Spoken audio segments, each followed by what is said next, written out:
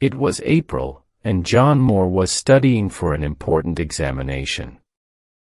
As the date of the exam came nearer, he decided to go somewhere and read by himself. He did not want the amusements of the seaside, or the beauties of the countryside. He decided to find a quiet, ordinary little town, and work there undisturbed. He packed his suitcases with clothes and books. Then he looked in a railway timetable for a town that he did not know. He found one, and bought a ticket to go there. He did not tell anyone where he was going. After all, he did not want to be disturbed. That is how Moore arrived at Benchurch. It was a market town, and once a week it was quite busy for a few hours. The rest of the time, it was a very quiet, sleepy little place. Moore spent his first night at the only hotel in the town. The landlady was very kind and helpful, but the hotel was not really quiet enough for him. The second day, he started looking for a house to rent. There was only one place that he liked. It was more than quiet. It was deserted, and very lonely. It was a big old 17th century house. It had tiny windows like a prison, and a high brick wall all round it. It would be hard to imagine a more unwelcoming place, but it suited Moore perfectly. He went to find the local lawyer who was responsible for the house.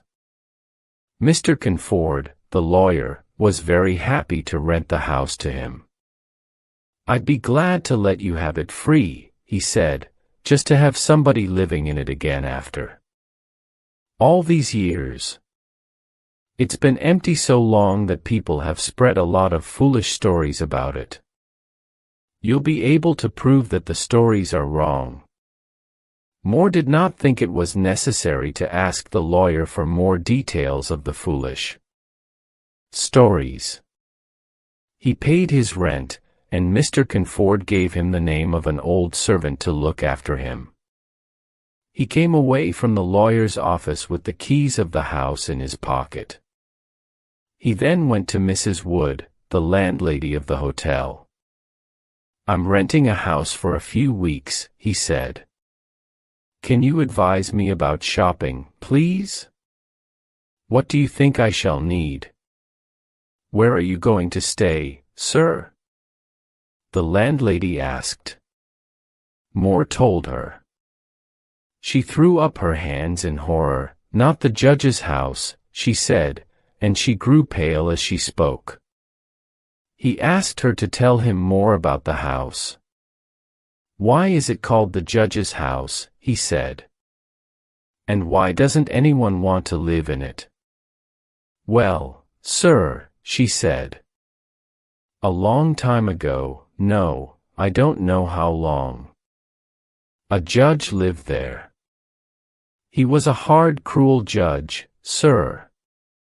A real hanging judge. He showed no mercy to anyone. But as for the house itself, well, I can't say. I've often asked, but nobody could tell me for certain." She found it hard to explain.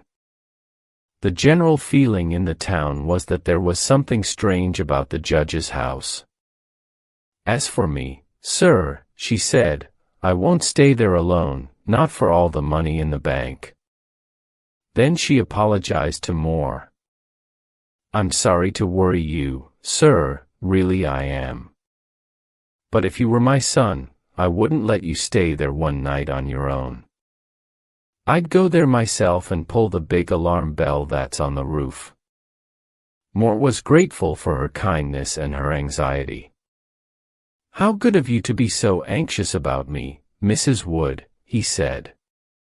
"But there's really no need to worry. I'm studying for an important examination, and I have no time for horrors or mysteries." The landlady kindly promised to do his shopping for him. Moore then went to see the old servant, whom Mr. Conford had recommended to him. Her name was Mrs. Dempster, and she seemed pleasant and eager to please her new master. When he returned with her to the judge's house 2 hours later, he found Mrs. Wood waiting outside it. She had several people with her, men and boys carrying parcels, and another 2 men with a bed.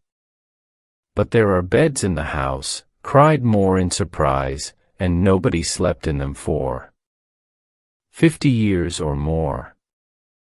No, sir, I won't let you risk your life in an old, dumb bed."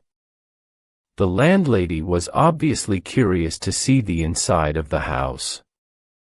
At the same time, she was clearly afraid.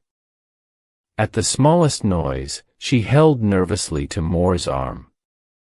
Together, they explored the whole house. After his exploration, Moore decided to live in the dining room.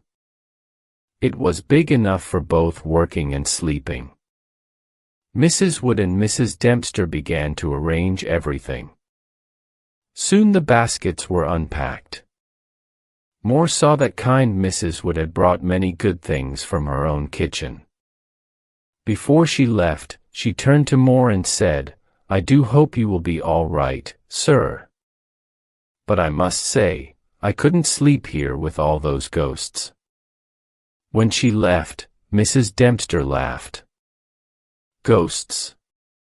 she said. "Ghosts? There are no ghosts. There are rats and insects and doors that need oiling. There are windows that blow open in the wind. Look at the old oak walls of this room, sir. They are old, hundreds of years old. Don't you think there will be rats and insects behind the wood? You will see plenty of rats here, sir, but you won't see any ghosts. I'm sure of that. Now you go and have a nice walk, sir. And when you come back, I'll have this room all ready for you." She kept her promise. When Moore returned, he found the room clean and neat. A fire was burning in the ancient fireplace. She had lit the lamp and put his supper ready on the table. "Good night, sir," she said. "I have to go now and get my husband's supper. I'll see you in the morning." "This is wonderful," said Moore to himself, as he ate Mrs. Dempster's excellent food. When he had finished his supper, he pushed the dishes to the other end of the table. He put more wood on the fire and began to study.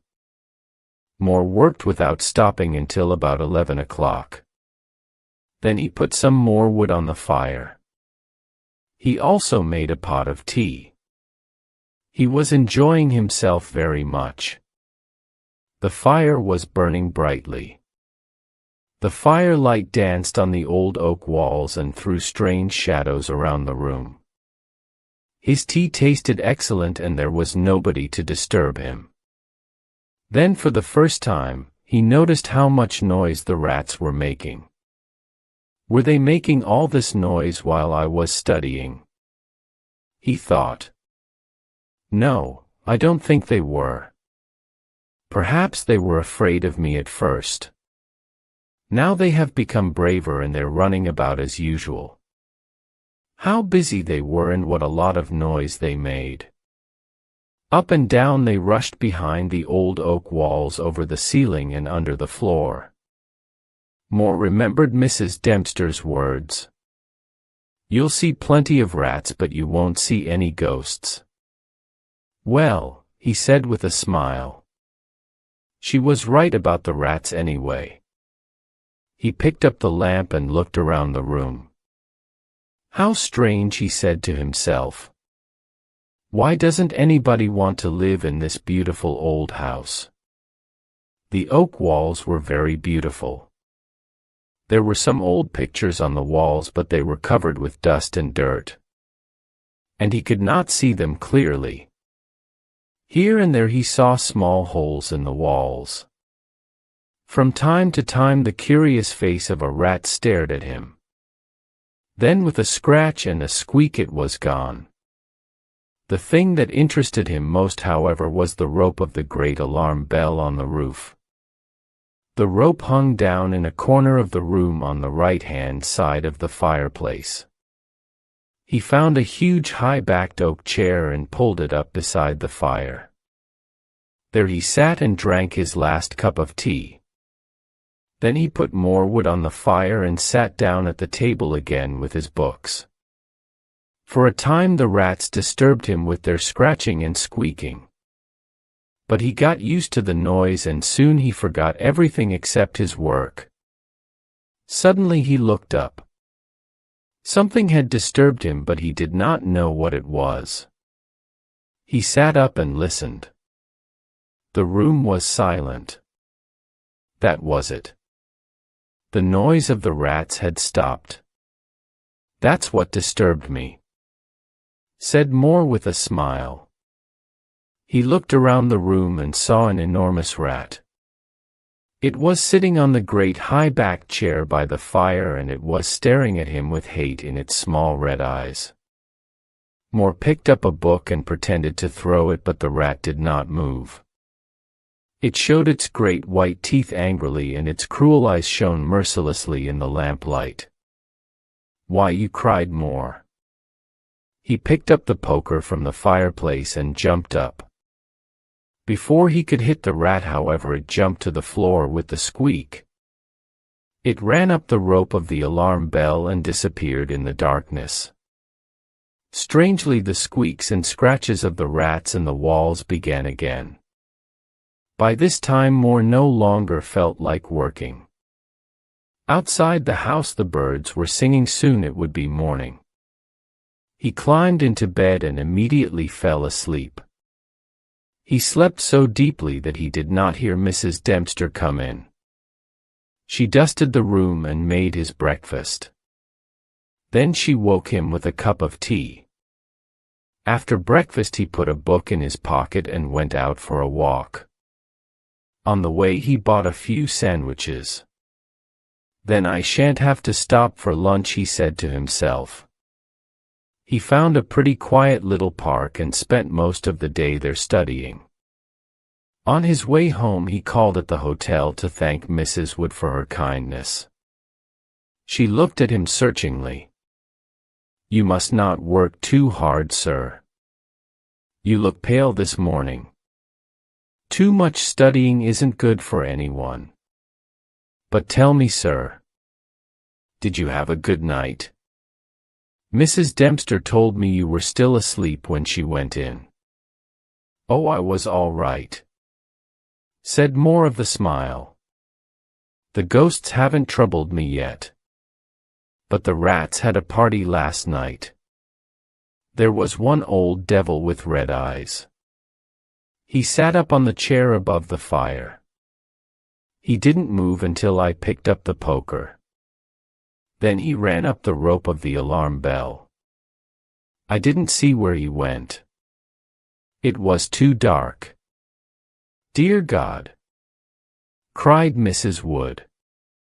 "An old devil sitting by the fire. Take care, sir. Take care, sir. Take care, sir. Take care." "What do you mean?" asked Moore in surprise. "An old devil. The old devil, perhaps." Moore started to laugh. "Please forgive me, Mrs. Wood," he said at last. "I just couldn't help laughing at the idea of the devil himself sitting by my fire." And he began to laugh again. Then he went home for dinner. That evening the noise of the rats began earlier. After dinner he sat down beside the fire and drank his tea. Then he sat down at the table and started to work again. The rats disturbed him more than the previous night. They scratched and squeaked and ran about, and stared at him from the holes in the walls.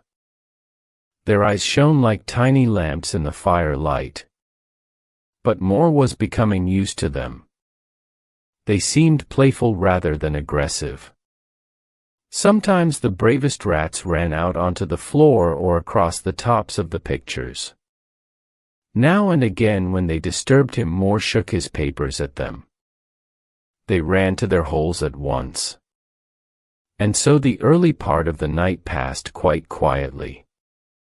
Moore worked hard for several hours. All at once he was disturbed by a sudden silence. There was not a sound of running or scratching or squeaking. The huge room was as silent as the grave. Moore remembered the previous night. He looked at the chair by the fireside and got a terrible shock. There on the great high-backed oak chair sat the same enormous rat. It was staring at him with hate. Without thinking, Moore picked up the nearest book and threw it. It missed and the rat did not move. So Moore again picked up the poker.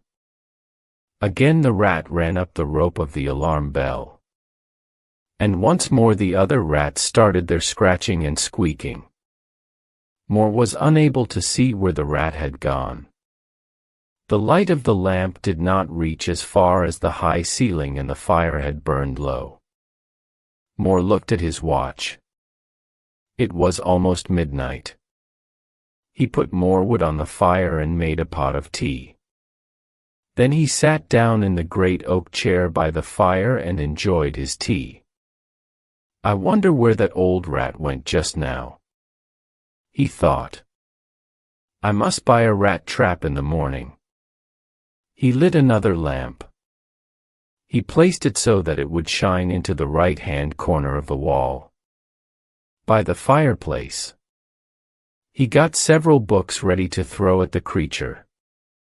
Finally he lifted the rope of the alarm bell. He put it on the table and fixed the end of it under the lamp. As he handled the rope, Moore noticed how pliable it was. You could hang a man with it, he thought. Then he stood back and admired his preparations.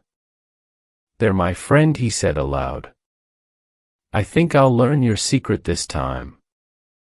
He started work again and was soon lost in his studies. But once again he was disturbed by a sudden silence.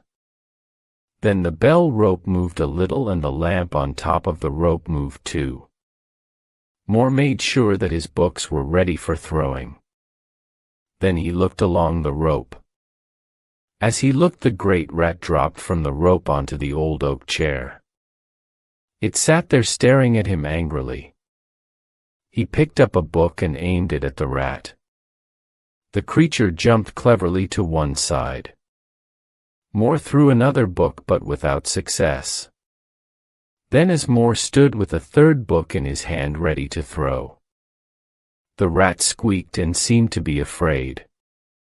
Moore threw the book and it hit the rat's side with a squeak of pain and fear, and a look of real hate. It ran up the back of the chair and made a great jump onto the rope of the alarm bell. It ran up the rope like lightning while the heavy lamp shook with its desperate speed. Moore watched the rat carefully. By the light of the second lamp he saw it disappear through a hole in one of the great pictures on the wall. I shall check my unpleasant little visitor's home in the morning, said Moore to himself as he picked up his books from the floor. The third picture from the fireplace. I shan't forget. He examined the books.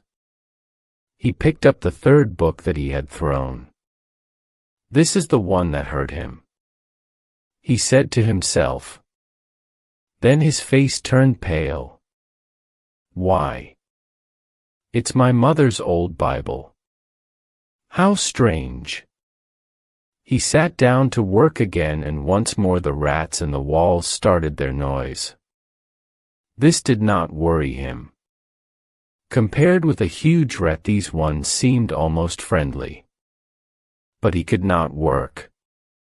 At last he closed his books and went to bed. The first red light of morning was shining through the window as he closed his eyes. He slept heavily but uneasily and he had unpleasant dreams. Then Mrs. Dempster woke him as usual with a cup of tea and he felt better. But his first request to her surprised the old servant very much. "Mrs. Dempster, while I'm out today, will you please dust or wash those pictures?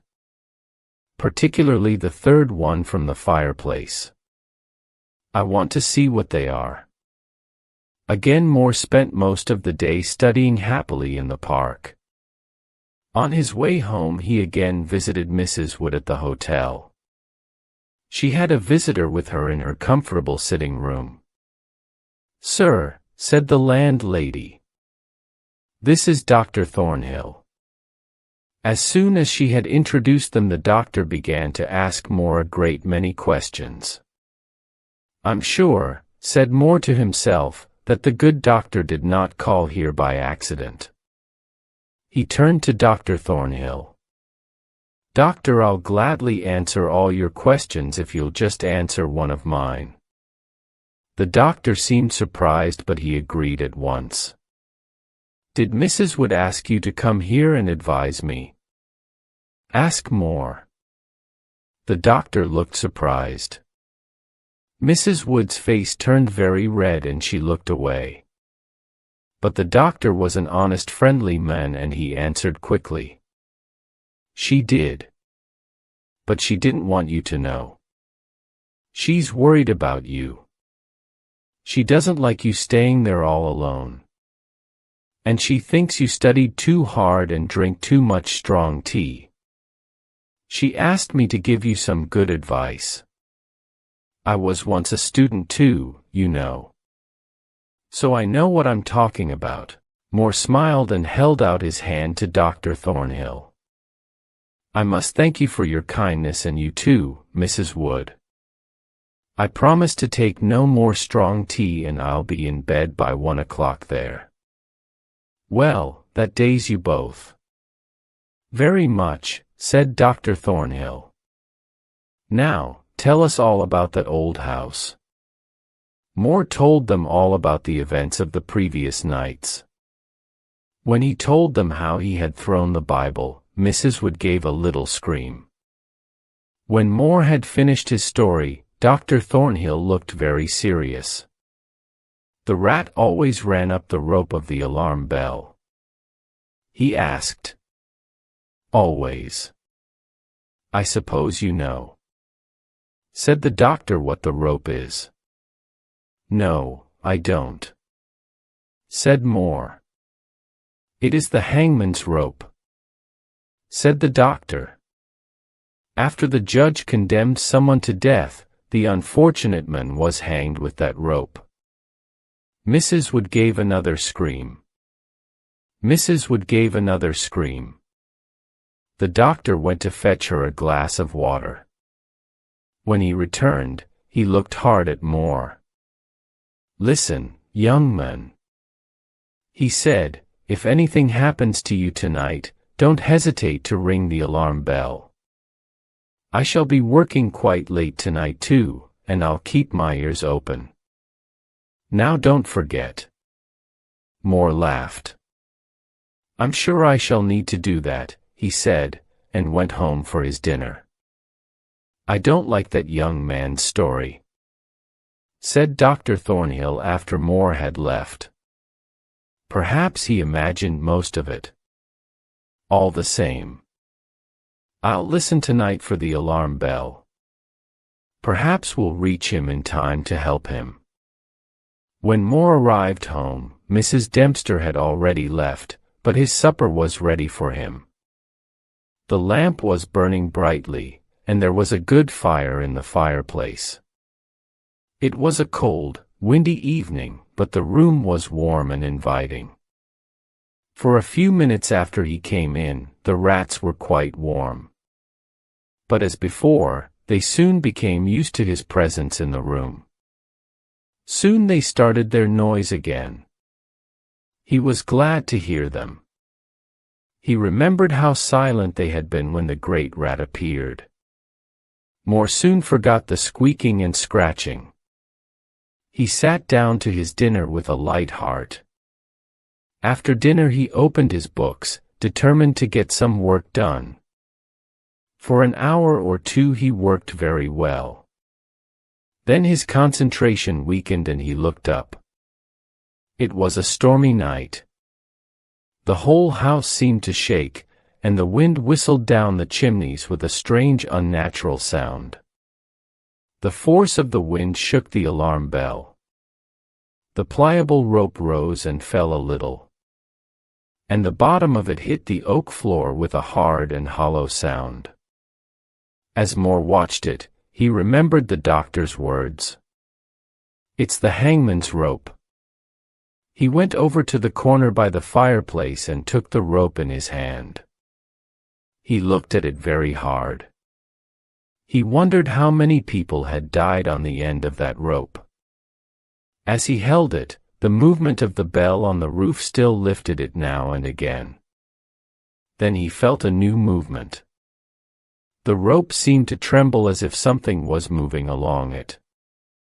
At the same time, the noise of the rat stopped. Moore looked up and saw the great rat coming down towards him. It was staring at him with hate. Moore dropped the rope and jumped back for the cry. The rat turned, ran up the rope again and disappeared. At the same moment, Moore realized that the noise of the air was falling. That the noise of the other rats had begun again. "Very well, my friend," thought Moore. "Let's investigate your hiding place." He lit the other lamp. He remembered that the rat had disappeared inside the third picture on the right. He picked up the lamp and carried it across to the picture. He almost dropped the lamp. He stepped back at once and the sweat of fear was upon his pale face. His knees shook, his whole body trembled like a leaf. But he was young and brave and he moved forward again with his lamp. Mrs. Dempster had dusted and washed the picture. And Moore could now see it quite clearly. It showed a judge. He had a cruel, clever, merciless face with a big curved nose and very bright hard eyes. As Moore looked into those eyes, he realized that he had seen that look before. The great rat's eyes were exactly the same. They held the same look of hate and cruelty. Then the noise of the rat stopped again. And Moore became conscious of another pair of eyes looking at him. The great rat was staring at him from the hole in the corner of the picture. But Moore took no notice of the creature and continued to examine the picture. The judge was sitting in a great high-backed oak chair on the right-hand side of a great stone fireplace. In the corner a rope hung down from the ceiling. With a feeling of horror, Moore recognized the room where he now stood. He looked around him as if he expected to see another presence there. Then he looked across to the corner of the fireplace. He froze with fear and the lamp fell from his trembling hand. There in the judge's chair sat the rat. The rope hung behind exactly as it did in the picture. The rat looked at Moore with the same merciless stare as the judge in the picture. But there was a new triumphant look in the small red eyes. Everything was silent except for the storm outside. The lamp thought Moore desperately. Fortunately it was a metal one and the oil had not caught fire. However, he had to put it out. In doing so he forgot his fears for a moment. Then he stopped and thought. "I can't go on like this." He said to himself, "The doctor is right. Late hours and strong tea are no good for me. They just make me nervous. However, I'm all right now." He made himself a warm milky drink and sat down to work. Nearly an hour later a sudden silence disturbed him again. Outside the storm was growling and whistling as loudly as ever. The rain drummed on the windows, but inside the house everything was as quiet as the grave. Moore listened carefully, and then he heard a strange squeaking noise. It came from the corner of the room where the rope hung down. At first he thought the rope itself was making the sound. But then he looked up and saw the great rat. It was chewing the rope with its ugly yellow teeth. It had almost bitten through it, and as Moore watched, part of the rope fell to the floor. Only a short piece was still attached to the bell, and the rat was still hanging onto it. Now the rope began to swing backwards and forwards. Moore felt a moment of terrible fear. Now I can never ring the alarm bell, he thought. Then he was filled with anger. He picked up the book he was reading and threw it violently at the rat. He aimed it well, but before the book could hit the creature, it dropped off the rope and landed on the floor. At once Moore rushed towards it, but the rat ran away and disappeared into the shadow. "Let's have another rat hunt before bed," said Moore to himself. He picked up the lamp and almost dropped it again. The figure of the judge had disappeared from the picture. The chair and the details of the room were still there, but the man himself had gone. Frozen with horror, Moore moved slowly round. He began to shake and tremble. His strength left him, and he was unable to move a muscle. He could only see and hear. There on the great high-backed oak chair sat the judge. His merciless eyes stared at Moore. There was a smile of triumph on his cruel mouth. Slowly he lifted up a black hat. Moore's heart was drumming wildly. There was a strange singing noise in his ears. Outside the wind was as wild as ever. Then above the screams of the wind he heard the great clock striking in the marketplace. He stood and listened, stiff and unmoving. The triumph on the judge's face grew. As the clock struck 12, the judge placed the black hat on his head. Slowly and deliberately he rose from his chair and picked up the piece of rope from the floor. He pulled it through his hands. Slowly and carefully he made the thick pliable rope into a noose. He tested the noose with his foot. He pulled hard at it until he was pleased with it. Then he began to move slowly and carefully past the table on the opposite side to Moore. Then with one quick movement he stood in front of the door. Moore was trapped. All this time the judge's eyes never left Moore's. Moore stared into the cruel eyes like a bird watching a cat. He saw the judge coming nearer with his noose. He saw him throw the noose towards him. Desperately Moore threw himself to one side and saw the rope fall harmlessly to the floor. Again the judge raised the noose and tried to catch Moore. Again and again he tried. And all the time he stared mercilessly at the student. "He's just playing with me," thought Moore. "By the cat playing with a bird. Soon he'll catch me and hang me." He looked desperately behind him. Hundreds of rats were watching him with bright, anxious little eyes. Then he saw that the rope of the alarm bell was covered with rats. As he watched, more and more were pouring down onto the rope from the round hole in the ceiling that led to the bell itself. The rats were hanging from the rope, and there were so many of them that the rope was swinging backwards and forwards. The alarm bell began to ring. Soft at first, then more strongly. At the sound the judge looked up. A devilish anger spread across his face. His eyes burned like red jewels. Outside there was a sudden deafening crash of thunder. The judge raised his noose again while the rats ran desperately up and down the rope of the alarm bell. This time, instead of throwing the rope, the judge moved nearer to Moore and held the noose open. Moore was unable to move. He stood there like a stone figure. He felt the judge's icy fingers and the pliable rope against his neck. He felt the noose against his throat. Then the judge picked up the stiff body of the student in his arms. He carried him over to the great oak chair and stood him on it. Then stepping up beside him, the judge put up his hand and caught the rope of the alarm bell. At his touch the rats ran away squeaking with fear.